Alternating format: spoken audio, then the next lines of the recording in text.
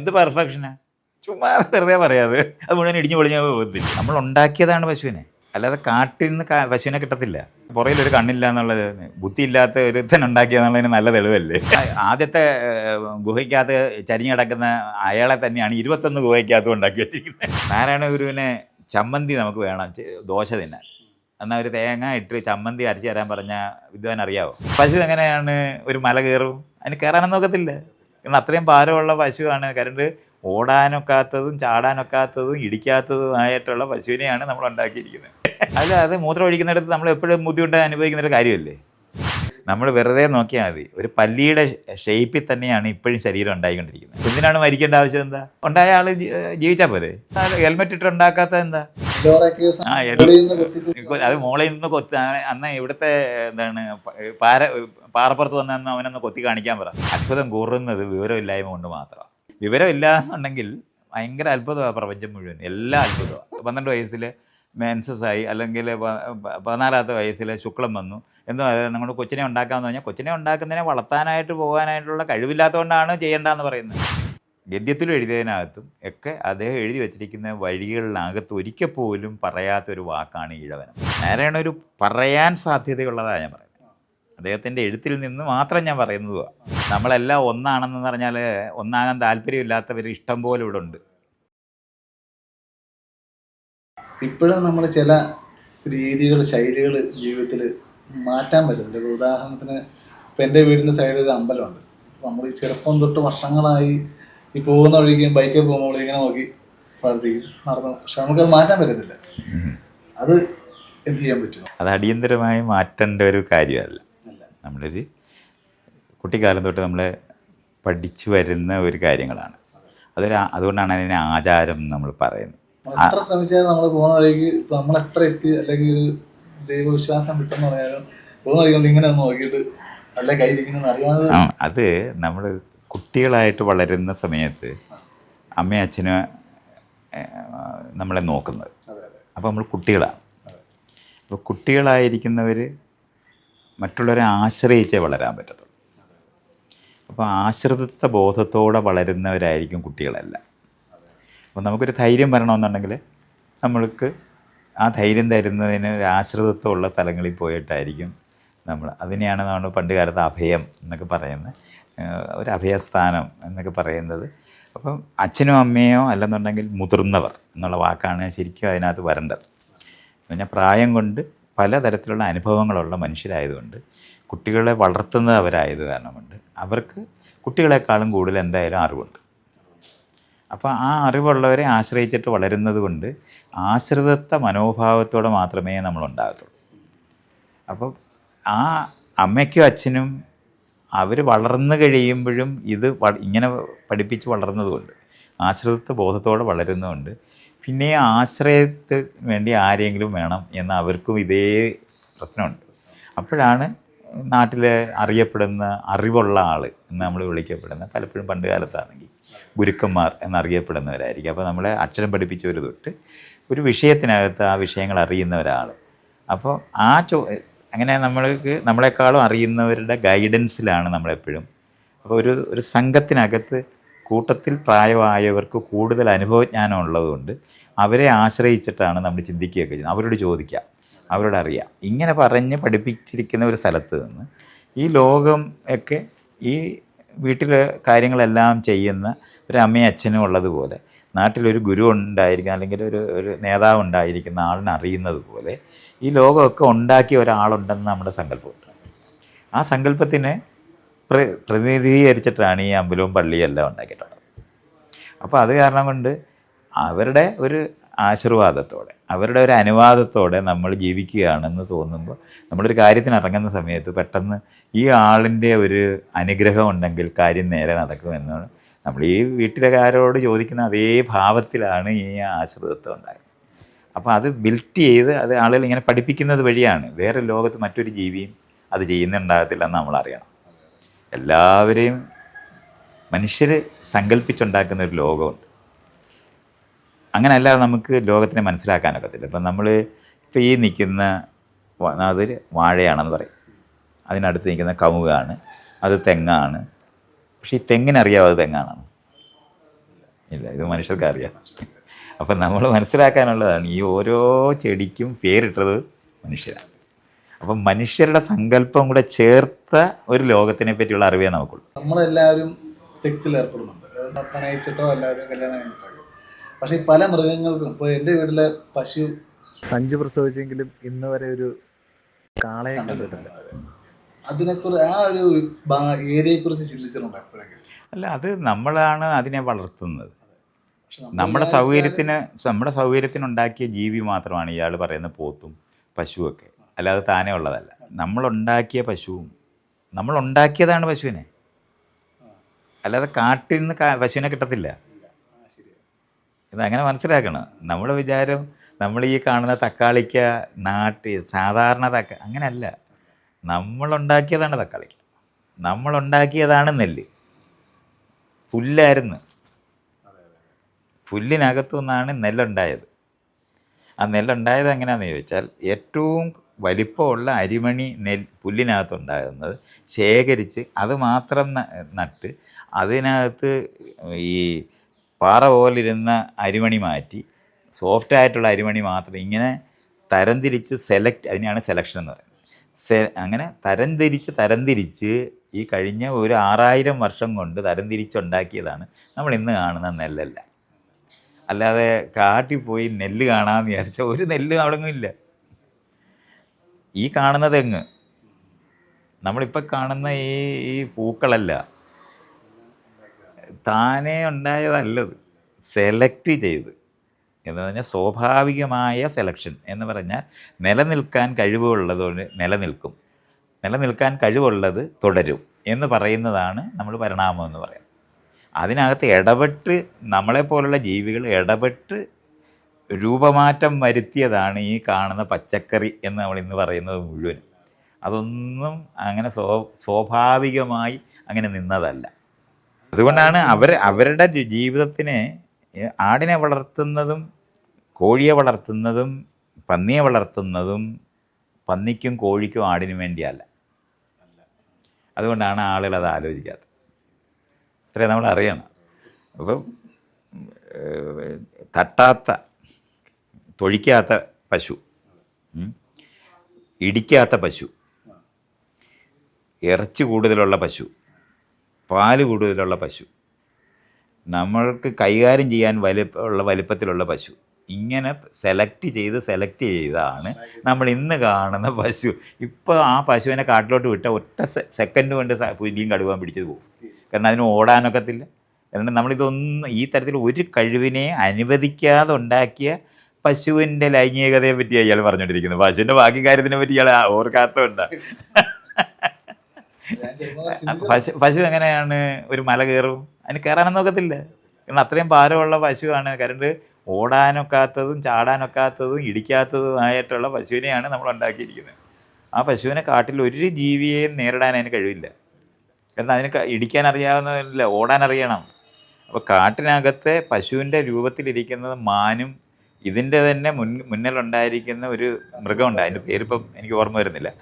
ആ മൃഗത്തിൽ നിന്ന് നമ്മൾ സെലക്റ്റീവ് ബ്രീഡ് ചെയ്ത് എന്ന് പറഞ്ഞാൽ തരംതിരിച്ച് നമുക്കനുകൂലമായ ഘടകങ്ങൾ മാത്രമുള്ള ജീവിയെ ഉണ്ടാക്കിയ പശുവാണ് ഈ പറയുന്നത്. അതിൻ്റെ ലൈംഗികത മാത്രമല്ല, എല്ലാം നമ്മൾ നിയന്ത്രിച്ചിട്ടുണ്ട്. അതിന് അറിഞ്ഞുപോലും കൂടാ. അങ്ങനെ ഇയാളൊരു പോത്തിനെ അവിടെ കൊണ്ടുപോയി കാണിച്ച എരുമ ഇങ്ങനെ നോക്കുന്നുണ്ട്, ഇതെന്തിനാണ് ഇതിനെ കൊണ്ടുവന്നതെന്ന് മാത്രമേ ആലോചിക്കുന്നുള്ളൂ. എന്നാൽ 26,000 വർഷം കൊണ്ട് നമ്മളതിനെ അങ്ങനെ ആക്കി കളഞ്ഞിട്ടുണ്ട്. അപ്പോൾ ആർട്ടിഫിഷ്യൽ ഇൻസെമിനേഷൻ എന്ന് പറയുന്ന സിസ്റ്റം ഉപയോഗിച്ചിട്ടാണ് ഇന്ന് നമ്മൾ അതിനെ ഗർഭം ഉണ്ടാക്കുന്നത്. അപ്പോൾ അത് കാരണം കൊണ്ടാണ് നമ്മളെ പോലുള്ള ഒരു ജീവിയാണ് അതൊന്ന് തെറ്റിദ്ധരിക്കരുത്. അവർക്ക് ഇയാൾ ഈ കാണുന്ന വാഴയില്ലേ, വാഴയ്ക്ക് പൂവുണ്ട്, കായുണ്ട്, അതിൻ്റെ അരി എന്തിയെ? വാഴപ്പഴത്തിനകത്ത് അരി എന്തിയെ? ഇല്ല.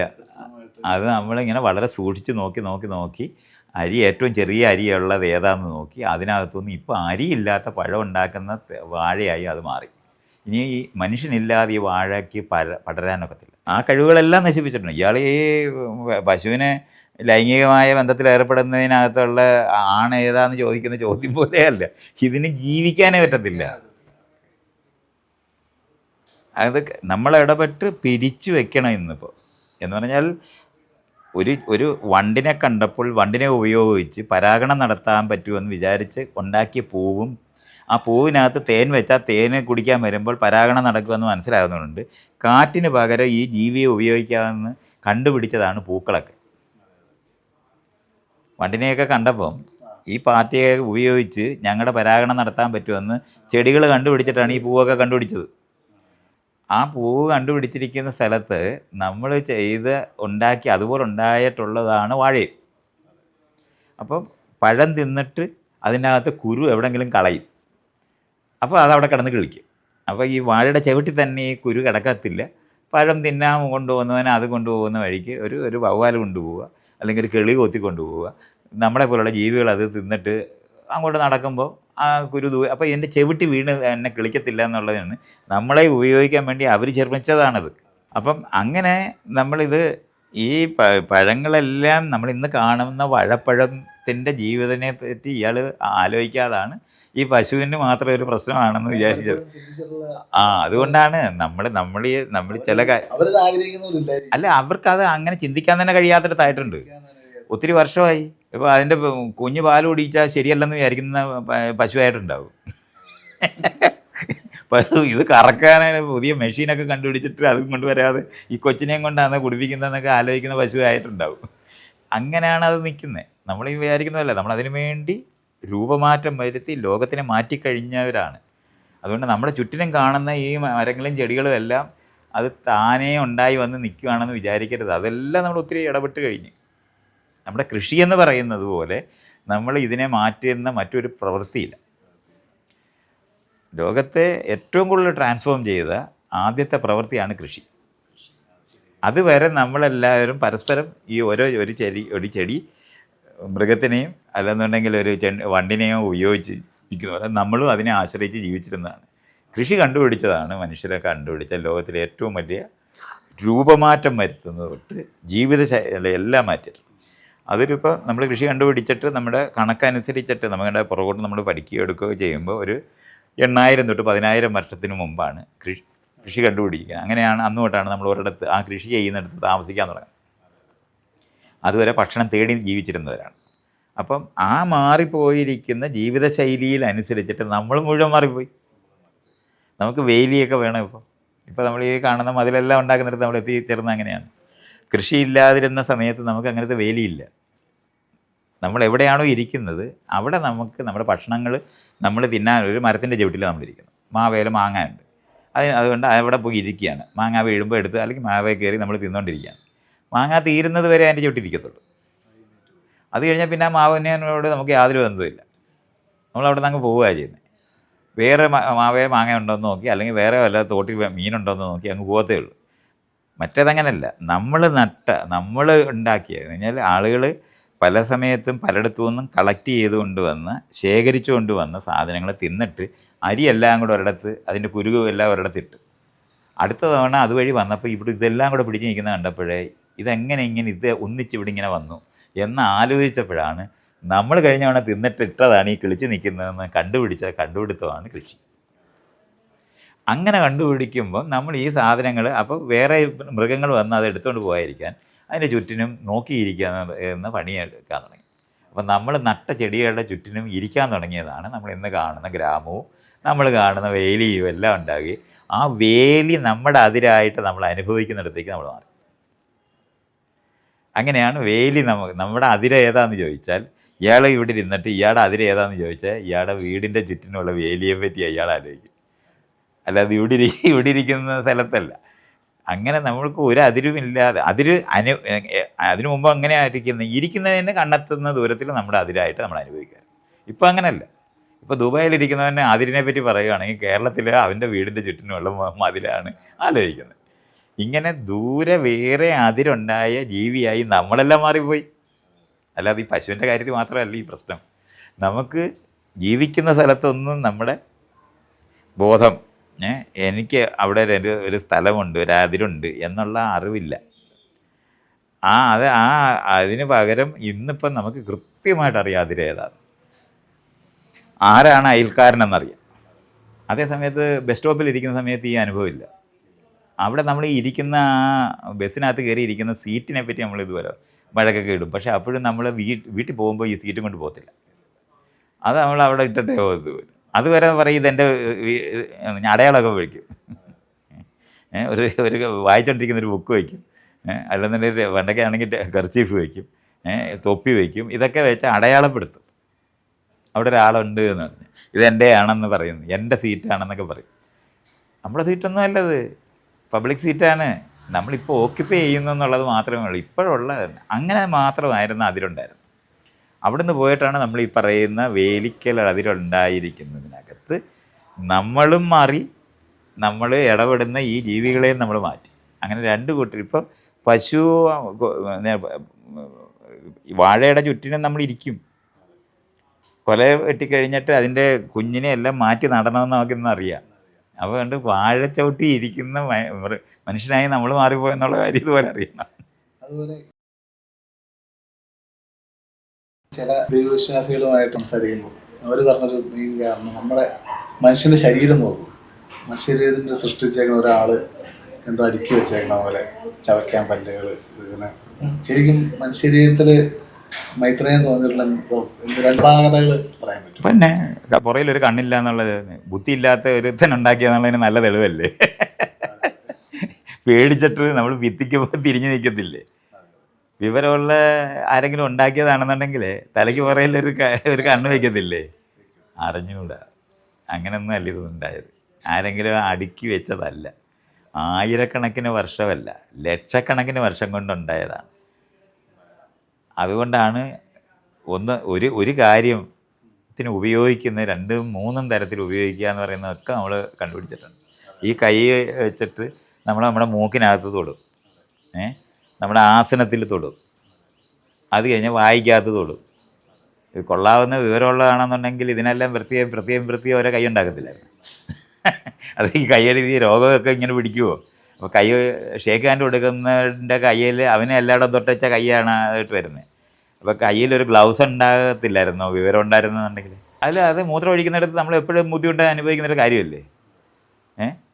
ഇതെല്ലാം നമ്മൾ നോക്കിയാൽ മതി. ആർഎസ്എസ് വരത്തില്ലടൂ, രോഗം വരത്തില്ല. വിവരമുള്ള ദൈവമാണ് ഉണ്ടാക്കിയെങ്കിൽ എങ്ങനെ രോഗം വരൂ? എന്തിനാണ് മരിക്കേണ്ട ആവശ്യം എന്താ? എന്തിനാണ് കുഞ്ഞുങ്ങളൊക്കെ ഉണ്ടാക്കേണ്ട ആവശ്യം എന്താ? ഉണ്ടായ ആൾ ജീവിച്ചാൽ പോരെ. ചില സാധനം മാത്രം ശരിയായി എന്നുള്ള നിലവാരത്തിൽ തോന്നുമ്പോൾ സൂക്ഷിച്ചങ്ങോട്ട് നോക്കിയാൽ നമുക്ക് നന്നായിട്ട് അറിയാം. വല്ലവനൊരു കല്ലെടുത്ത് എറിഞ്ഞാൽ നമ്മുടെ തലയിൽ കൊണ്ടാൽ നമ്മൾ ബോധം കെട്ട് വീഴുന്നില്ലേ? എടാ ഹെൽമെറ്റ് ഇട്ട് ഉണ്ടാക്കാത്ത എന്താ? ഇത് ശരിയായിട്ടുണ്ടാക്കിയെന്നൊക്കെ പറഞ്ഞ് ഉരുണ്ട് വീഴുമ്പോൾ എല്ലാം ഒടിയേണ്ട കാര്യമുണ്ടോ? തേങ്ങ ആർക്കെങ്കിലും പൊതിക്കാനുള്ളതല്ല, വേറെ തെങ്ങുണ്ടാകാനുള്ളതാണ്. ലോകത്ത് ഒരു സാധനം തിന്നാനുണ്ടായിട്ടില്ല. വിശപ്പ് എന്തിനാണ് ഉണ്ടാക്കിയത്? ഇത് ഉണ്ടാക്കാൻ ചൊവ്വാതേരെ ഉണ്ടാക്കാൻ അറിയുന്നവനാണെന്നുണ്ടെങ്കിൽ പെർമനൻ്റായിട്ട് ഇവിടെ സൂര്യനൊക്കെ കത്തുന്ന പോലെ കത്തിയാൽ പോരെ. വിവരമില്ലാത്ത ദൈവമേ ഉള്ളൂ. ഇത് ആയിരക്കണക്കിന് വർഷം കൊണ്ട് ഒന്നൊന്നിന് പകരം ഇങ്ങനെ ചെയ്ത്. നേരത്തെ ഞാൻ പറഞ്ഞല്ലേ, എങ്ങനെയാണ് നമ്മൾ പശുവിനെ ഇടിക്കാത്ത പശുവിനെ ഒക്കെ ആയിട്ട് നമ്മൾ ചെയ്യുന്ന പോലെ പ്രതിപ്രവർത്തിച്ച് രൂപപ്പെട്ടു വന്നതാണ്. അതുകൊണ്ടാണ് ഈ ഇന്ന് നിൽക്കുന്ന തരത്തിലായത്. ഇത് 1 വർഷമോ 2 വർഷം കൊണ്ടല്ല. നമ്മൾ വെറുതെ നോക്കിയാൽ മതി. ഒരു പല്ലിയുടെ ഷേപ്പിൽ തന്നെയാണ് ഇപ്പോഴും ശരീരം ഉണ്ടായിക്കൊണ്ടിരിക്കുന്നത്. തലയും 2 കൈയും 2 കാലും ഉണ്ടായ അതിനകത്ത് ഓരോന്നും കൊച്ചു വച്ച ആവശ്യങ്ങൾക്ക് മാറ്റി ഇടിക്കാത്ത പശുവിനെ കണ്ടുപിടിക്കുന്ന പോലെ പതുക്കെ ഉണ്ടായ മാറ്റങ്ങളാണ്. നാടിന് അനുസരിച്ച് മാറ്റം. ഇപ്പോൾ കേരളത്തുകാരനെ അരി തിന്നുന്നതും ഈ മീനെ തിന്നുന്നവനുമായിട്ടിരിക്കുന്നത് ഇവിടെ അരിയും മീനുമേ കിട്ടുള്ളൂ. അല്ലാതെ നമ്മുടെ മലയാളിയുടെ സ്വഭാവമൊന്നും അല്ല ഇത്. വടക്കേ ഇന്ത്യയിൽ പോകുമ്പോൾ ഗോതമ്പ് തിന്നുന്നത് ഗോതമ്പ് അതേ കിട്ടത്തുള്ളൂ. അപ്പം അങ്ങനെയാണ് ഉള്ളതിനനുസരിച്ചിട്ടുള്ള മാറ്റം പരസ്പരം പ്രതിപ്രവർത്തിച്ച് രൂപപ്പെടുന്ന നിലവാരത്തിലാണ് നമ്മൾ ഉണ്ടായി വന്നിട്ടുള്ളത്. അതുകൊണ്ടാണ് ഇതിനകത്ത് ഈ പറയുന്ന തെങ്ങിനനുസരിച്ചിട്ടുള്ള തെങ്ങ കയറാൻ അറിയാവുന്ന കുരങ്ങനുണ്ടാകുന്നതെന്ന് പറഞ്ഞാൽ തെങ്ങ് അവിടെ നിൽക്കുന്ന കാരണം കൊണ്ട് അതിന് മണ്ടേ കയറാൻ കഴിവുള്ളവരായിട്ട് മാറുമ്പോഴാണ് അങ്ങനെ അതുകൊണ്ടാണ് പലതരത്തിലുണ്ടാകുന്നത്. തറയിലിറങ്ങി നടക്കാൻ തുടങ്ങിയപ്പോൾ മരത്തെ കയറുന്ന കഴിവ് പറഞ്ഞ്. ഇതുകൊണ്ടാണ് നമുക്കിപ്പോൾ പഴയതുപോലെ ഈ കുരങ്ങ് കയറുന്ന പോലെ കയറാൻ പറ്റാതായത്. തറയെ നടക്കാൻ കുരങ്ങിന് തറയെ നടക്കാൻ ഇങ്ങനെ നമ്മൾ ഈ നടക്കുന്നത് നടക്കാൻ എളുപ്പമല്ല. അജന്ത എല്ലോറ കേവ്സ് കാണാൻ പോയിട്ടുണ്ട്. ഇതിനെ പോയിട്ടുണ്ടോ? അത് കണ്ടപ്പോൾ നമ്മൾ അതുവരെയുള്ളൊരു മനുഷ്യനല്ല നിർമ്മിച്ചതെന്നൊരു തോന്നലുണ്ട്. എനിക്ക് ഒരിക്കലും തോന്നിയിട്ടില്ല. വിവരം കെട്ട മനുഷ്യരാണ് അത് മുഴുവൻ ഉണ്ടാക്കിയെന്ന് മനസ്സിലായി. കാരണം ഒരൊറ്റ ഒരു ഒരു ആദ്യത്തെ ഗുഹയ്ക്കകത്ത് ചരിഞ്ഞ് കിടക്കുന്ന അയാളെ തന്നെയാണ് 21 ഗുഹയ്ക്കകത്തും ഉണ്ടാക്കി വെച്ചിരിക്കുന്നത്. ബുദ്ധൻ വിവരമുള്ളവന് ഒരുത്തനാണെങ്കിൽ വേറെ മാറ്റി ഉണ്ടാക്കത്തില്ലേ? ഉണ്ടാക്കാൻ പോലും അറിഞ്ഞൂടെ. ഇയാൾ പിന്നെ മനുഷ്യനുണ്ടാക്കുന്നതിനെ പറ്റി പറഞ്ഞു. മനുഷ്യർക്ക് മാത്രമേ അങ്ങനെ ചെയ്യാൻ ഒക്കത്തുള്ളൂ. എന്ത് പെർഫെക്ഷനാ? ചുമ്മാ വെറുതെ പറയാതെ അത് മുഴുവൻ ഇടിഞ്ഞു പൊളിഞ്ഞ പോകത്തില്ലേ? ചുമ്മാ അത് പറയാതെ ഒരു പെർഫെക്ഷനും ഇല്ല. ആകെ ഉള്ളത് സാൻഡ് സ്റ്റോൺ എന്ന് പറഞ്ഞാൽ അഗ്നിപർവ്വതം പൊട്ടിയിട്ടുണ്ടായ പാറയായതുകൊണ്ടാണ് അതിനകത്തേക്ക് ഉണ്ടാക്കാൻ പറ്റുന്നത്. അല്ലാതെ പെർഫെക്ഷൻ്റെ പ്രശ്നമൊന്നുമില്ല. അതൊക്കെ ഈ കഴുതകൾ എന്താണ് കൈലാസം ഇതിനെ പറ്റി RSകാരുണ്ടാക്കുന്ന കഥയാണ് താൻ പറയുന്നത്. ആ അത് മോളിൽ നിന്ന് കൊത്തി അന്ന് ഇവിടുത്തെ എന്താണ് പാറപ്പുറത്ത് വന്നു അവനൊന്ന് കൊത്തി കാണിക്കാൻ പറ. അപ്പോൾ അത് ആ പാറയ്ക്ക് പൊത്താൻ വെക്കുന്നത് അത്രയേ ഉള്ളൂ. സാൻഡ് സ്റ്റോൺ എന്ന് പറയുന്നതിനകത്ത് മാത്രമേ അങ്ങനെ ചെയ്യാനൊക്കത്തുള്ളൂ. ഉള്ളതിനനുസരിച്ചിട്ടാണ് ഈ ചെയ്യുന്നത്, അല്ലാതെ അത് മഹത്തായ പെർഫെക്ഷൻ ആയതുകൊണ്ടൊന്നുമല്ല. അത് മുഴുവൻ പൊടിഞ്ഞും പോവും. കാരണം വായുവിനകത്ത് എക്സ്പോസ് ചെയ്ത് കഴിയുമ്പോഴത്തേന് ആ സാൻഡ് സ്റ്റോൺ മുഴുവൻ പൊടിഞ്ഞു പോകും. അതുകൊണ്ടാണ് ഇയാൾ പുരി പോയാൽ മതി. അവിടെ പുരിയിലെ സൂര്യക്ഷേത്രമുണ്ട്. അത് മുഴുവൻ ഇപ്പോൾ ഇങ്ങനെ നമ്മളിങ്ങനെ നോക്കി അതെല്ലാം പൊടിഞ്ഞു പോയിട്ടുണ്ട്. കാര്യമുണ്ട് ഇതേ സാൻഡ് സ്റ്റോൺ തന്നെയാണത്. അപ്പോൾ ഈ ആ പാറയ്ക്കകത്ത് മനുഷ്യരുണ്ടാക്കാതെ പിന്നെ ലോകത്തൊരു രൂപം ഉണ്ടാകാനത്തില്ല. മനുഷ്യരുടെ കൂട്ടുള്ള രൂപങ്ങളല്ലേ അതിനകത്തുള്ളത്. എടോ അതിനകത്ത് എന്തുകൊണ്ടാണ് ഈ ഡൈനോസോറസിൻ്റെ പടം ഉണ്ടാക്കി വയ്ക്കാത്തത്? ഇതൊക്കെ നമ്മളിത് വെറുതെ പറഞ്ഞാൽ മതിയോ? നമുക്ക് തന്നെ കാണണോ? അവിടെ മനുഷ്യരെ പോലെ മനുഷ്യനായതുകൊണ്ടാണ് അത്തരത്തിലുള്ള രൂപങ്ങളെല്ലാം ഉണ്ടാക്കുന്നത്. അല്ല മനുഷ്യൻ രൂപങ്ങളല്ലേ 80%. ഒറ്റക്കല്ലെന്ന് കല്ലല്ലത്. കല്ലിനകത്ത് വെണ്ണക്കല്ല് എന്ന് പറയുന്നതും എന്താണ് കളിമണ്ണെന്ന് പറയുന്നതൊക്കെ ഉറച്ചിരിക്കുന്ന മാർബിളിനകത്ത് ഇരിക്കുന്ന പോലെ ഉണ്ടാക്കാൻ പറ്റുമോ? ഈ കരിങ്കല്ലെല്ലാം ഉണ്ടാക്കുമ്പോൾ കരിങ്കല്ല് പൊട്ടിച്ചിട്ട് അതിൻ്റെ മണ്ടയിലേ ഉണ്ടാക്കാനൊക്കത്തുള്ളൂ. അല്ലാതെ കരിങ്കല്ലിലോട്ട് അകത്തോട്ട് കൊത്താനൊക്കത്തില്ല. അതിനുള്ള ആയുധം അപ്പോൾ ഇല്ല. ഇന്ന് നമുക്ക് ചെയ്യാൻ പറ്റും. ഇപ്പോൾ നല്ല ഡ്രില്ലർ ഒക്കെ ഉണ്ട്. ഡ്രില്ലൊക്കെ വെച്ചിട്ട് ഇപ്പം നമുക്ക് അതുപോലത്തെ സാധനങ്ങൾ ചെയ്യാൻ പറ്റും. ഇപ്പോൾ കമ്പ്യൂട്ടർ വെച്ച് ഡിസൈൻ ചെയ്തിട്ട് ഡ്രില്ലിനോട് പറഞ്ഞാൽ ആ ഡ്രില്ല് അതുപോലെ ചെയ്തു തരും. അത് കരിമ്പാറയിലും ചെയ്യാൻ പറ്റും. അപ്പോൾ പക്ഷേ അന്നത്തെ കാലത്ത് അതുപോലത്തെ പാറ ഉണ്ടെങ്കിൽ മാത്രമേ അത് ചെയ്യാൻ പറ്റത്തുള്ളൂ. അതുകൊണ്ടാണ് അജന്തയിലും എല്ലോറയിലും മാത്രം അതുണ്ടാക്കി വേറെ എങ്ങും ഉണ്ടാക്കാൻ പറ്റാതിരിക്കുന്നത്. എവിടൊക്കെയാണോ ഈ അഗ്നിപർവ്വതം പൊട്ടിയിട്ട് അതിനകത്തൊന്നും ഉണ്ടായ സാൻഡ് സ്റ്റോൺ ഉണ്ടായിട്ട് മാത്രമേ ആൾക്കാർ അകത്തേക്ക് ഉണ്ടാക്കിയിട്ടുള്ളൂ. അകത്തുള്ളൂ. അല്ല ഒറ്റക്കല്ലിലുണ്ടാക്കിയ മഹത്തായ അറിവൊന്നുമല്ല. അതിന് പറ്റുന്ന തരത്തിൽ വേണം. ഇയാൾ എത്ര വിചാരിച്ചാലും എൻ്റെ ഇവിടുത്തെ നമ്മൾ റോഡിൻ്റെ സൈഡിൽ മുഴുവൻ വെച്ചിരുന്ന അക്കേഷ്യയില്ലേ, അത് വെച്ചിട്ടൊന്ന് ഫർണിച്ചർ ഉണ്ടാക്കാൻ നോക്കിയാൽ മതി. ഇഞ്ച വേലായി പോകും. നമ്മളെന്തുകൊണ്ടാണ് ഈട്ടിത്തടിയേലും ഉണ്ടാക്കാൻ നോക്കുന്നത്, അല്ലെങ്കിൽ തേക്ക് തടിയിൽ ഉണ്ടാക്കാൻ നോക്കുന്നത്? അതിന് എണ്ണയുണ്ട്, അതിന് കാതലുണ്ട്, അതേലേ നടക്കുകയുള്ളൂ. ആനക്കൊമ്പയിൽ എന്തുകൊണ്ടാണ് ഉണ്ടാക്കുന്നത്, മറ്റതിലുണ്ടാക്കാതിരിക്കുന്നത്? ഇതുപോലുള്ള കാര്യങ്ങളെല്ലാം നമ്മൾ മനസ്സിലാക്കണം. അതുകൊണ്ട് എന്താണോ ലഭ്യമായിരിക്കുന്നതിനകത്ത് നടത്തുന്ന എക്സർസൈസസ് ആണ്, അല്ലാതെ അത്ഭുതകരമായി ഒന്നും അതിനകത്ത് എവിടെങ്ങും ഇരിപ്പില്ല. വിവരമില്ലാത്ത മനുഷ്യർക്ക് മാത്രമേ അത്ഭുതപ്പെടാനൊക്കത്തുള്ളൂ. ലോകത്തിൽ ഏത് മാജിക് കണ്ടാലും അത്ഭുതം തോന്നും. നമുക്കത് എങ്ങനെയാണ് ചെയ്യാനെന്ന് പറഞ്ഞുകൂടാക്കി. അങ്ങനെയാണ് അത്ഭുതം കൂറുന്നത് വിവരമില്ലായ്മ കൊണ്ട് മാത്രമാണ്. വിവരമില്ല എന്നുണ്ടെങ്കിൽ ഭയങ്കര അത്ഭുതമാണ് പ്രപഞ്ചം മുഴുവൻ, എല്ലാം അത്ഭുതമാണ്. പെൺകുട്ടി മെൻസസ് ആവുന്ന ഒരു 12 വയസ്സൊക്കെ അല്ലെ 10 വയസ്സൊക്കെ തന്നെയാണ്. അതാണ് ശരിക്കും പ്രായപൂർത്തിയായിട്ട്. അങ്ങനെ തന്നെയാണ് പ്രായപൂർത്തിയാകുന്നത്. അപ്പോൾ അതിനുശേഷം സെക്സ് ചെയ്താൽ കുഴപ്പമില്ല. അതിനുശേഷം സെക്സ് ചെയ്താൽ കുഴപ്പമാകുന്നതെന്ന് പറഞ്ഞാൽ കുട്ടികൾക്ക് തന്നെത്താൻ കുട്ടികളെ വളർത്താനുള്ള കഴിവില്ലാത്തതുകൊണ്ടാണ് അത് ചെയ്യേണ്ടതെന്ന് നമ്മൾ പറയുന്നത്. അല്ലാതെ തെറ്റും ശരിയോ ഒന്നും ലോകത്തില്ല. മനുഷ്യരുണ്ടാക്കുന്ന തെറ്റും ശരിയോ ലോകത്തുള്ളൂ. ഇയാൾ പറഞ്ഞ 12 വയസ്സിൽ മെൻസസ്സായി, അല്ലെങ്കിൽ 14ാമത്തെ വയസ്സിൽ ശുക്ലം വന്നു എന്ന് നമ്മുടെ കൊച്ചിനെ ഉണ്ടാക്കാമെന്ന് പറഞ്ഞാൽ കൊച്ചിനെ ഉണ്ടാക്കുന്നതിനെ വളർത്താനായിട്ട് പോകാനായിട്ടുള്ള കഴിവില്ലാത്തതുകൊണ്ടാണ് ചെയ്യേണ്ടതെന്ന് പറയുന്നത്. അല്ല കുട്ടി ഉണ്ടാകാത്തതുകൊണ്ടല്ല. നമുക്കത് അവരിപ്പോഴും കുട്ടികളായിട്ട് തുടരുകയാണ്. അവർക്ക് വരുമാനമില്ല, അവർക്ക് സ്വന്തം ഭക്ഷണം മേടിക്കാനുള്ള കഴിവില്ല, അവർക്ക് കുട്ടി ഉണ്ടാക്കാനുള്ള കഴിവുള്ളൂ. പണ്ട് കാലത്ത് ഇങ്ങനെ ഈ ഓഫീസിൽ ജോലി ചെയ്യണ്ട, സ്വന്തമായിട്ട് വരുമാനം ഉണ്ടാക്കണ്ട, മരത്തെ കയറാനും മീനെ പിടിക്കാനും പഠിച്ചാൽ മതി. അന്ന് അങ്ങനെ ആയിരുന്നു. 15 വയസ്സിൽ കുട്ടികളെല്ലാം ഉണ്ടാക്കും. ഒരു പ്രശ്നം ആർക്കും ഇല്ലായിരുന്നു. 30 വയസ്സിൽ ചത്തുപോയായിരുന്നു എല്ലാവരും.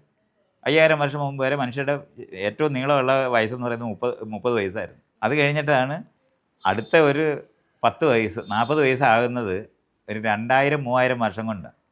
അത് കഴിഞ്ഞിട്ട് നമ്മൾ ഈ വെള്ളം തിളപ്പിച്ച് കുടിക്കാനും വാക്സിനും ഒക്കെ കണ്ടുപിടിച്ച് ഇന്ന് ഈ ഭക്ഷണം ഉണ്ടാക്കുന്ന രീതികളും എല്ലാം ഉണ്ടാക്കി കൃഷിയൊക്കെ വളരെയധികം വികസിച്ചപ്പോഴാണ് ഈ 1780 അതിന് ശേഷമാണ് പെട്ടെന്നാണ് നമ്മുടെ വയസ്സ് കൂടി തുടങ്ങിയത്.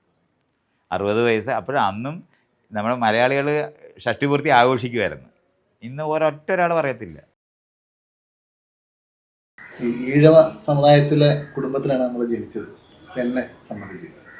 പക്ഷേ ഈ ശ്രീനാരായണ ഗുരുവിൻ്റെ ആശയങ്ങളിൽ ഞാനത്ര തൃപ്തനല്ല. മൈത്രേയൻ എങ്ങനെയാണ് അദ്ദേഹത്തെ കാണുന്നത്? ഒരു വലിയ മഹാനായിട്ടാണോ, അല്ലെങ്കിൽ ദൈവമായിട്ടോ, അല്ലെങ്കിൽ ഒരു അമാനുഷികനായിട്ടോ? ഇതൊന്നും എനിക്കില്ല. ഇല്ല.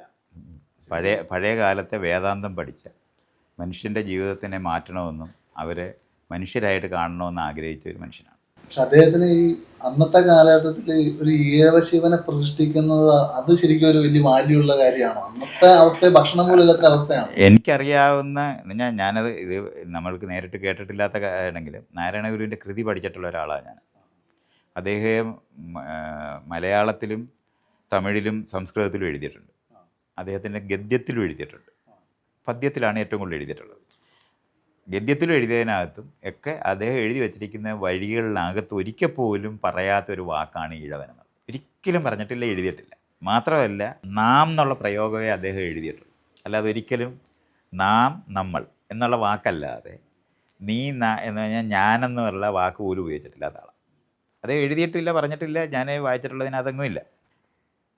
നാരായണ ഗുരു ആ ക്ഷേത്രം വെച്ചിട്ടുണ്ടെങ്കിൽ എനിക്കറിഞ്ഞൂടാ, നാട്ടുകാർ പറഞ്ഞ കഥയെ എനിക്കും അറിയാവും.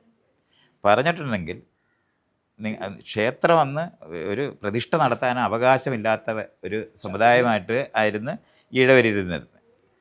അപ്പം നാരായണ ഗുരു മനുഷ്യനായി സ്വയം വിചാരിച്ചിരിക്കുമ്പോഴും അദ്ദേഹം അതിന് ചുറ്റിനും വട്ടം കൂടി നിൽക്കാനുള്ള സാധ്യതയുള്ള മനുഷ്യരെന്ന് പറയുന്ന ഈഴവർ തന്നെയായിരിക്കും. നാരായണ ഗുരു പറയാൻ സാധ്യതയുള്ളതാണ് ഞാൻ പറയുന്നത്. അദ്ദേഹത്തിൻ്റെ എഴുത്തിൽ നിന്ന് മാത്രം ഞാൻ പറയുന്നതുമാണ്.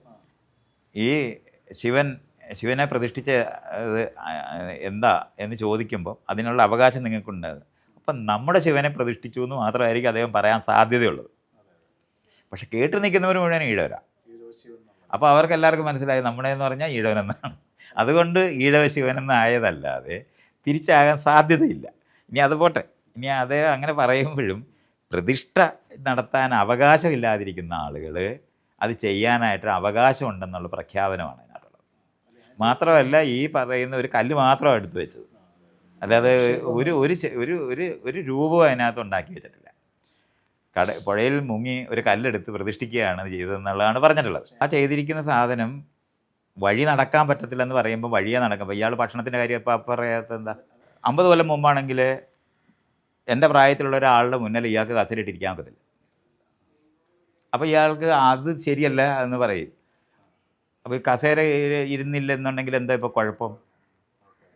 അതുപോലെയാണ് ഇയാൾ ചോദിച്ചത്. അപ്പോഴാണ് നമുക്ക് നഷ്ടപ്പെടുന്നതും നമുക്ക് പറ്റുന്നതുമായ ഒരു കാര്യം ചെയ്യാൻ അനുവദിക്കാതിരിക്കുന്നതിനെതിരെ സമരം ചെയ്യുക എന്ന് പറയുന്നതാണ് ചെയ്തത്. അപ്പോൾ അന്നത്തെ കാലത്ത് ആ ആളുകൾക്ക് ആരാധനാ സമ്പ്രദായങ്ങൾ നിലനിന്നിരുന്ന സമൂഹത്തിനകത്ത് എല്ലാവരും ആരാധിക്കാൻ പോകുമ്പം ഇവർക്ക് പോകാൻ പറ്റാതിരിക്കുമ്പോൾ അവർക്ക് വേണ്ടി ഉണ്ടാക്കിയ ഒരു സാധനമാണ്. അത്രേ അർത്ഥമുള്ളതിന്. അതുപോലെ സർവ്വമത സമ്മേളനമൊക്കെ അത് ശരിക്കും ഒരു നല്ല കാര്യമാണ്. പിന്നെ പല മതത്തിലുള്ള ആൾക്കാരെല്ലാവരും കൂടെ ഒന്നിച്ചിരിക്കുക എന്ന് പറയുന്നത്, ഈ ബസ് സ്റ്റോപ്പിലിരിക്കുന്ന നമ്മളെല്ലാം ഒന്നാണെന്ന് പറഞ്ഞാൽ ഒന്നാകാൻ താല്പര്യമില്ലാത്തവർ ഇഷ്ടം പോലെ ഇവിടെ ഉണ്ട്. അപ്പോഴാണ് ആ സമയത്ത് ആ ആളുകളോടും കൂടെ ചേർന്നത് പറയാൻ ബാധ്യത വരും. വ്യത്യസ്തരായ മനുഷ്യരാണ് ലോകത്ത്. കണ്ടാൽ വ്യത്യസ്തരാണ്, അവർ ഭാഷ കൊണ്ട് വ്യത്യസ്തരാണ്, അവർ ജീവിത രീതി കൊണ്ട് വ്യത്യസ്തരാണ്, അവരുടെ തൊലി വെറുത്തതും കറുത്തതും വെളുത്തതും ബ്രൗണും എന്ന് കഴിഞ്ഞാൽ തവിട്ട് നിറവും ഒക്കെ ആയിട്ടുള്ള തൊലികളുള്ളവരാണ്. ഞങ്ങളെല്ലാം വ്യത്യസ്തമായിട്ട് ദൈവം ഉണ്ടാക്കിയതാണെന്ന് വിശ്വസിച്ചിരുന്ന മനുഷ്യരുടെ നടുവിലാണ് നമ്മളിരിക്കുന്നത്. ഇയാൾ അങ്ങനെ ഇരുത്തും? കറുത്തവരുടെ കൂടെ ഞാൻ ഇരിക്കത്തില്ല എന്ന് തീരുമാനിച്ചിരിക്കുന്ന വെളുത്തവനും, തവിട്ട് നിറമുള്ളവൻ ഞാൻ വെളുത്തവൻ്റെ കൂടെ ഇരിക്കും പക്ഷേ കറുത്തവൻ്റെ കൂടെ അപ്പോഴും ഞാനും ഇരിക്കത്തില്ല എന്ന് തീരുമാനിച്ചിരിക്കുന്ന തവിട്ട് നിറക്കാരനും, കറുത്തവരായിരിക്കുന്ന നമ്മൾ പാവങ്ങളാണ്, അത് കാരണം കൊണ്ട് ഞങ്ങൾക്ക് അവിടെ ഇരിക്കാനായിട്ട് പേടിയാണെന്ന് പറഞ്ഞിട്ടിരിക്കുന്നവരും, അങ്ങനെയല്ല കറുത്തവരെല്ലാവരും കൂടെ ശക്തിയായിട്ട് ഞങ്ങളാണ് ശക്തരാണെന്ന് പറഞ്ഞ് ഇങ്ങനെ വ്യത്യസ്തരായിരിക്കുന്നവരെല്ലാവരും വ്യത്യസ്തമായ രീതിയിൽ സംഘടിച്ചിരിക്കുന്ന സമൂഹമായിരുന്നു ഉണ്ടായിരുന്നത്. അവിടെ ഇയാളെങ്ങനെയാണ് ആൾക്കാരെ ഒന്നിപ്പിക്കുന്നത്? എങ്ങനെ? അപ്പോൾ പറ്റാതെ വരുമ്പോഴാണ് നമ്മൾ വേറെ കാര്യങ്ങളൊക്കെ പറയേണ്ടി വരും. അപ്പോൾ ദൈവം എല്ലാവരെയും വ്യത്യസ്തമായി സൃഷ്ടിച്ചതാണ്. പക്ഷേ ദൈവം ഒന്നേ ഉള്ളൂ. അതുകൊണ്ട് ദൈവം നമ്മളെല്ലാവരെയും പലതരത്തിൽ സൃഷ്ടിച്ചെങ്കിലും ദൈവം ഒന്നായത് കാരണം കൊണ്ട് നമുക്ക് ഒന്നിച്ച് അവിടെ ഇരിക്കാം എന്ന് പറയുന്ന ന്യായമൊക്കെ പറയാൻ ബാധ്യത വരുന്നത് അങ്ങനെയാണ്. ഇയാൾ ഇന്ത്യ ഉണ്ടെന്ന് പറയുന്നില്ലേ? ഇന്ത്യക്കാരാണെന്നല്ലേ പറയുന്നത്? ഇന്ത്യ എവിടെയാണുള്ളത്? അതെ, മനുഷ്യർ തീരുമാനിക്കുന്നതല്ലാതെ ഇന്ത്യ ഒന്നും ഇല്ല. നാരായണഗുരുവിനെ പൂജിക്കാനായിട്ട് ആവശ്യപ്പെടുന്നതായിട്ട് ഒരിടത്തും എഴുതി വെച്ചിട്ടില്ല. അദ്ദേഹത്തിന് ഞാൻ പറഞ്ഞു, അദ്ദേഹത്തിൻ്റെ കൃതി അറിയുന്ന ഒരാളാണ് ഞാൻ എല്ലാ കൃതിയും പഠിച്ചിട്ടുണ്ട്. പക്ഷെ അദ്ദേഹത്തിന്റെ കാലഘട്ടത്തിൽ ജീവിച്ച അദ്ദേഹത്തെക്കാൾ വലിയ ആൾക്കാർ സ്മരിക്കപ്പെടുന്നുണ്ട്. അതേ പറഞ്ഞില്ല, അദ്ദേഹത്തിനേക്കാളും വലിയ ആൾക്കാരും ചെറിയ ആൾക്കാരൊന്നും ഇയാൾ വാക്ക് ഉപയോഗിക്കുമ്പോൾ തന്നെ മനസ്സിലായി ഇയാൾക്ക് മേലുകീടുണ്ടെന്ന്. മനുഷ്യരാണെന്ന് പറഞ്ഞിട്ട് പിന്നെ ഇയാളെന്തിനാണ് വലിയ ആൾക്കാരെന്നുള്ള വാക്ക് ഉപയോഗിക്കുന്നത്? എഴുതുകയും വായിക്കുകയും ചെയ്യുന്നത് കൊണ്ട് ഇയാൾക്ക് വലിയ ആളാകാനൊക്കത്തില്ല. എല്ലാ രാജാവും വായിക്കാത്തൂടെ തന്നെ തിന്നുകയും എന്താണ് മലദ്വാരത്തിലൂടെ തൂറുകയും ചെയ്യുന്നവർ തന്നെയല്ലേ. പിന്നെന്താണ് അവന്മാർക്ക് സ്പെഷ്യാലിറ്റി എന്താണ്? സാധാരണ ബാക്കിയുള്ള എല്ലാ കാളയും പശുവും ഇണചേരുന്ന പോലെ ഇണചേർന്ന് കൊച്ചുങ്ങളെ ഉണ്ടാക്കുന്നവൻ തന്നെയല്ലേ അയാൾ. പിന്നെ അയാൾ എങ്ങനെയാണ് മഹാരാജാവാകുന്നത്? പറഞ്ഞാൽ മതി. എന്താണ് അയാൾക്ക് ഉള്ളത് സ്പെഷ്യാലിറ്റി? എന്താണ് ഈ പരിജ്ഞാനം എന്ന് പറഞ്ഞാൽ എന്താണ് സ്പെഷ്യാലിറ്റി? പക്ഷേ ഇയാൾക്ക് രാജാവിനെ കാണുമ്പോൾ ഇപ്പം ഇവിടുത്തെ ചീഫ് മിനിസ്റ്റർമാർ വന്നാൽ ഇയാൾക്ക് എണ്ണീറ്റിരിക്കേണ്ടി വരും. അയാളുടെ മുന്നേ കസേരയിട്ടിരിക്കാൻ പറ്റാത്തടത്താണ് ഇപ്പോഴും ഉള്ളത്. എന്താണ് അത് സംഭവിക്കുന്നത്? എന്താ? അവർക്ക് സംഘടിച്ച ബലമുണ്ട്, തോക്കുണ്ട്, വെടിവെക്കാൻ പറ്റും. അതുകൊണ്ടാണ് നമ്മൾ അനുസരിക്കുന്നത്. അങ്ങനെ കീഴടങ്ങിയ ജനതയുടെ ബോധത്തിനകത്തുണ്ടായിട്ടുള്ളതാണ് ഇത്തരത്തിലുള്ള തരംതിരിവുകൾ.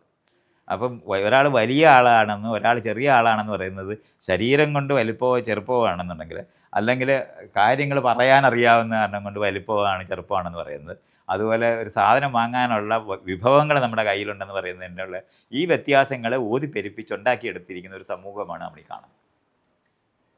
അങ്ങനെ മേല് കീഴുള്ള സമൂഹത്തിൻ്റെ മൂല്യബോധത്തിനകത്താണ് ആൾക്കാർ എപ്പോഴും ജീവിക്കുന്നത്. ആ ആളുകൾ മനുഷ്യനെന്നുള്ള നിലവാരത്തിൽ ഭരണഘടനാപരമായി നമ്മൾ ഒരുപോലെയാണ് എന്ന് പറയുന്ന ഒരാൾക്ക് എന്ന് പറഞ്ഞാൽ പ്രായം കൊണ്ടോ അറിവ് കൊണ്ടോ ധനം കൊണ്ടോ പദവി കൊണ്ടോ ബലം കൊണ്ടോ വോട്ടില്ല എന്ന് പറയുന്ന ഭരണഘടനാപരമായിട്ടുള്ള തുല്യത വാഗ്ദാനം നൽകുന്നതുകൊണ്ടാണ് നമ്മൾ തുല്യരായത്. അല്ലാതെ നമ്മളെല്ലാവരും വ്യത്യസ്തരാണ്. ഒരാളെ പോലെ ഒരാൾ ലോകത്തില്ല. അപ്പോൾ അങ്ങനെയാണെങ്കിൽ വ്യത്യസ്തതകൾ നിലനിൽക്കെ നിയമത്തിൻ്റെ മുമ്പിൽ നമ്മൾ തുല്യരാണ് എന്ന് പറയുന്നതാണ് തുല്യത. അല്ലാതെ ലോകത്തുള്ള വ്യത്യാസങ്ങളില്ല എന്നുള്ളതല്ല. അപ്പോൾ പലതരത്തിലെ ആളുകൾ വ്യത്യസ്തരാണ്. പക്ഷെ മേല് ഈടാകേണ്ട കാര്യം അപ്പോഴും ഇല്ല. ഇയാൾക്ക് വണ്ടി ഓടിക്കാൻ അറിയാം, വേറൊരാൾക്ക് വള്ളം തടയാൻ അറിയാം, വേറൊരാൾക്ക് മീനെ പിടിക്കാൻ അറിയാം, വേറൊരാൾക്ക് തെങ്ങ കയറാൻ അറിയാം, ഒരാൾക്ക് കാറുണ്ടാക്കാൻ അറിയാം. ഇങ്ങനെ പലതരത്തിലുള്ള അറിവുകളുണ്ടെന്നുള്ളതല്ലാതെ കൂടുതൽ അറിവും കുറവ് അറിവും എന്നുള്ളതല്ല. ആവശ്യമുള്ളിടത്ത് ആ അറിവ് അത്യാവശ്യമാണ്. നാരായണഗുരുവിനെ ചമ്മന്തി നമുക്ക് വേണം ദോശ തിന്നാൻ. എന്നാൽ ഒരു തേങ്ങ ഇട്ട് ചമ്മന്തി അരച്ച് തരാൻ പറഞ്ഞാൽ വിദ്വാൻ അറിയാവോ? അപ്പോഴാണ് ആവശ്യമുള്ള സമയത്ത് ഉപകാരപ്പെടാത്ത ആൾക്കാർ വരുമ്പോൾ അങ്ങനെയും കൂടെ അറിയണം. അങ്ങനെ കൂടെ അറിയണത്. അപ്പോഴാണ് ഒരു സന്ദർഭത്തിനകത്ത് എന്തറിവാണ് അവിടെ ആവശ്യം. അങ്ങനെയാണ് അറിവിന് പ്രാധാന്യം വരുന്നത്. കാർ ഓടിക്കാൻ അറിയുന്നതാണെങ്കിൽ അല്ലെങ്കിൽ പുതിയ തേങ്ങ പോലെ ആകും കാറ്. അല്ലാതെ ഈ മഹാന്മാരെ വിളിച്ചിട്ട് കാർ ഓടിക്കാൻ പറഞ്ഞാൽ അവന്മാർക്ക് കാർ ഓടിക്കാനെന്ന് പറഞ്ഞുകൂടാ. അപ്പോൾ വല വീശുന്നുള്ളവന് മീനെ വേണ്ട സമയത്ത് വല വീശുന്നുള്ള അറിവ് വളരെ പ്രധാനമാണ്. അങ്ങനെയാണ് അറിവ് പ്രധാനമാകുന്നത്. ഏത് സന്ദർഭത്തിൽ എന്ത് കാര്യത്തിന് ഉപയോഗിക്കുന്നു എന്നല്ലാതെ ഇവർ ഈ പറയുന്ന പോലെ മഹാന്മാരായ ആൾക്കാരൊന്നുമില്ല. വ്യത്യസ്തമായ അറിവുകളുമായിട്ടിരിക്കുന്നവരാണ്. ഒരു സന്ദർഭത്തിനകത്ത് ഹാർട്ട് ഓപ്പറേഷൻ അറിയുന്ന ഡോക്ടർ ഹാർട്ട് ഓപ്പറേഷന് മാത്രമേ പ്രയോജനപ്പെടത്തുള്ളൂ. അയാൾ കാർ ഓടിച്ചാൽ നാട്ടിലുള്ളവരെ മുഴുവൻ ഇടിക്കുന്നുണ്ടാവും. അപ്പോഴാണ് കാർ ഓടിക്കാൻ അറിയാവുന്നതും പ്രധാനപ്പെട്ട ആളായിട്ട് മാറും. മല കയറാൻ അറിയുന്ന ആൾ വേണം, വെള്ളത്തിലിറങ്ങി മീനെ പിടിക്കാൻ അറിയുന്ന ആൾ വേണം. സന്ദർഭം അനുസരിച്ചാണ് പ്രാധാന്യം വരുന്നത്. അങ്ങനെയാണ് പ്രധാനപ്പെട്ടവരായി മാറുന്നത്. ഓരോ സന്ദർഭത്തിലാണ്. അപ്പോൾ എല്ലാ തരത്തിലുള്ള കഴിവും എല്ലാ തരത്തിലുള്ള അറിവും സന്ദർഭം അനുസരിച്ച് പ്രധാനപ്പെട്ടതാണെന്ന് മനസ്സിലാക്കുകയാണെങ്കിൽ അവിടെയാണ് നമ്മൾ വ്യത്യാസങ്ങൾ നിലനിൽക്കുക തുല്യരാണെന്ന് പറയുന്നത്. അങ്ങനെയാണ്. ഇങ്ങനെയത് മനസ്സിലാക്കേണ്ടത്.